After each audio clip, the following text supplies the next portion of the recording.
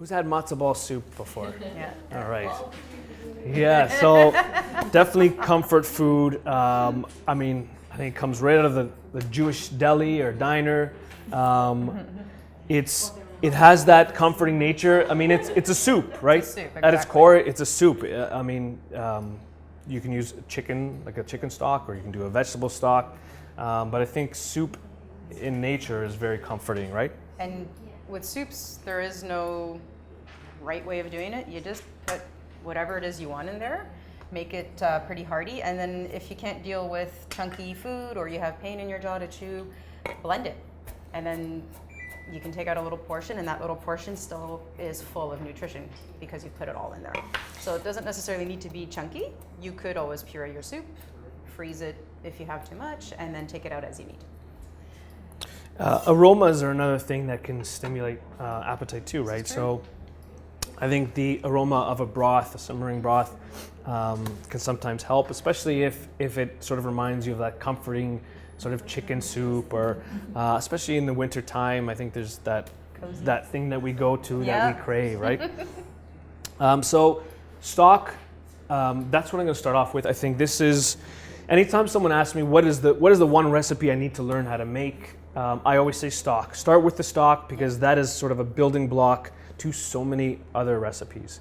And there's so many variations you can make with it. So today what we did was made a very, very simple turkey stock.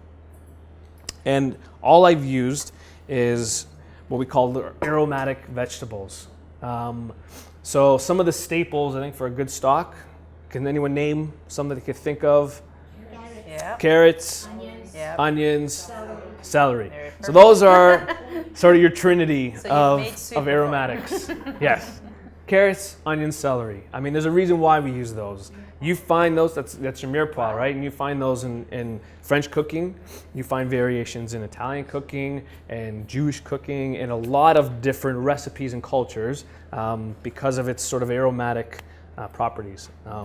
So what we did was a couple carrots, a couple onions, and wash your vegetables well. But I add them whole. Even onions, I take maybe the outer layer of the skin off, wash it, but I even leave it whole or just in half. Because even the skin from the onions adds a lot of tannins, adds a lot of color, adds a lot of flavor The color, yeah. to your stock. And then instead of celery, this is the only switch I make, is I use fennel instead. So fennel, or even the tops of the fennel, like celery, add a lot of flavor. I think it adds even more flavor, to be honest. But you can definitely add celery as well. Garlic is another thing where you can add or not add, depending on how you feel about garlic. Sometimes garlic can be overpowering, right? And the fennel actually becomes very smooth. It's not a very tart or prominent flavor, which I know some people are hesitant with fennel, but it actually becomes very soft almost. Like it's not as a strong flavor in there. Yes, you're absolutely, yeah. Once you cook it down, some people describe it as like black licorice. Exactly. And that turns a lot of people off. But when you cook it down, it becomes really nice and sweet and really, really tasty. Any herbs that you like, so maybe a bay leaf or two in there, maybe some thyme, completely up to you. But as long as you have those sort of aromatic blocks, yeah, cinnamon, sure, if you like cinnamon. Then we're gonna add, so that's our vegetable component. And if we were just making vegetable stock, you cover that with water, bring it to a boil, simmer for an hour, you're good to go.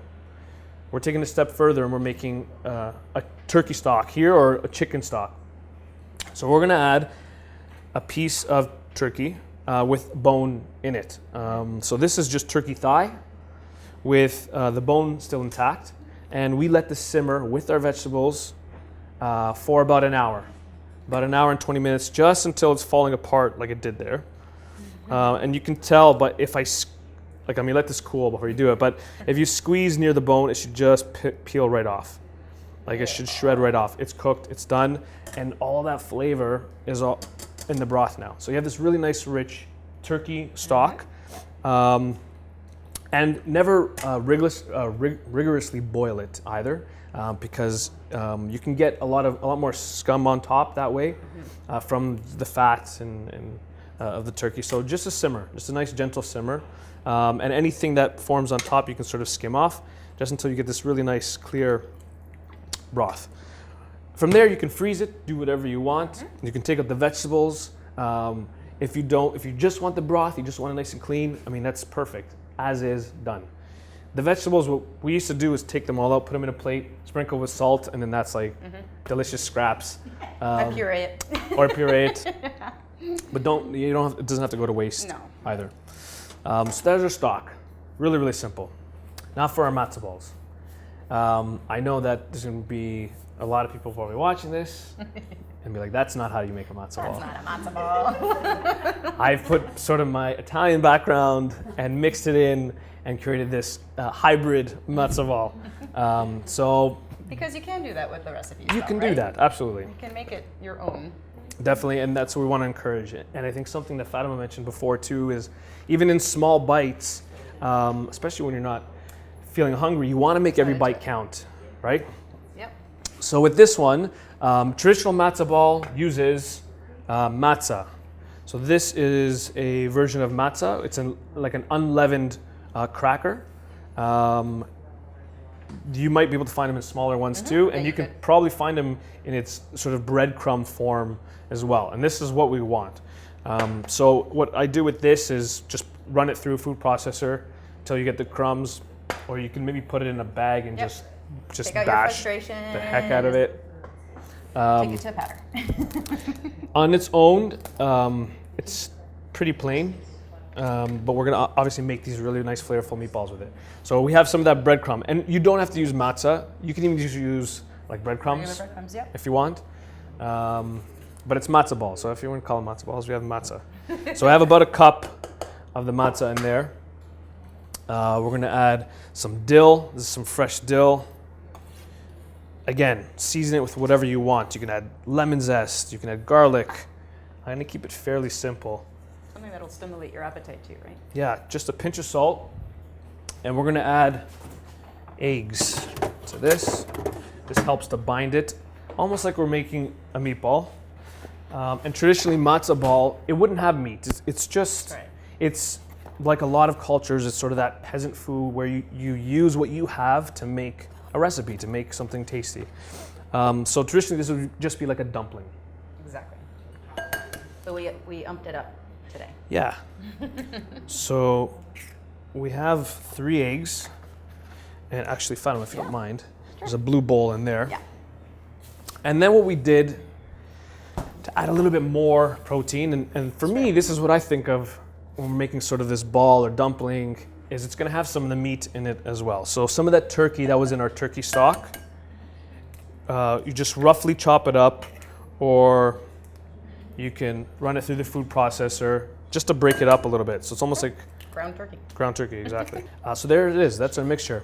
Kind of like a regular meatball. Nothing too complicated there, right? And then you form the balls, and you can use the scooper, like Fatima was showing, or you can do it with your hands. This is something that my mom taught me. A little bit of olive oil. It's good for your hands. It's like a moisturizer as well. So you get soft hands too. Rub it on the hands, and then you take a little bit at a time, and you roll it into your balls here. And you can do, matzo balls are usually, they're a little bit bigger. Yeah. But I mean, do them whatever size you want. Yeah, you might like them bigger. These also freeze really well. So any leftover you can freeze, use them after. And yeah, sorry, go ahead. No, I was just gonna say, just remember if you're gonna freeze them, maybe put them on a cookie sheet with parchment paper first, separately. Freeze them a little bit first, then put them in a container or a storage bag. Because if you put them in not frozen, in a bag, and then you freeze it, you get this big clump of balls when you want. Yeah. Or cool. Yeah. And then when we're ready, so when we have the matzo balls, what we're gonna do is with our stock, and we can strain everything out of the stock so we just have the broth. And as it's simmering, you just gently add them to the broth. And in about 20 minutes, let them sort of simmer, pretty gentle heat for about 20 minutes. And they'll form into a little bit larger, they'll swell up a bit, but they'll form into a nice matzo ball. Everything is cooked in there except for the eggs, so really you just want that to set. And that is it. So when we're done, And like Fatima said, you could just have the broth. You could just do the broth, right? You could just serve the broth. Yep. The other thing is if you're not really eating and you're worried about hydration and nutrition, this is what we tend to say is eat first, get your calories through your food and your hydration.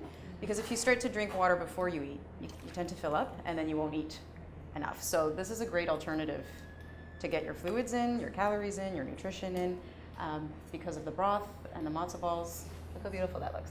And you don't need to eat a lot. It can just be your small portion still if you're doing that small frequent pattern throughout the day. See that? Maybe a few carrots.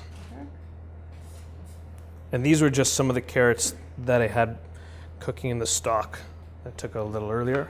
And not typical for a matzo ball soup, but I tend to sprinkle some cheese on there too. So there's another layer of nutrition.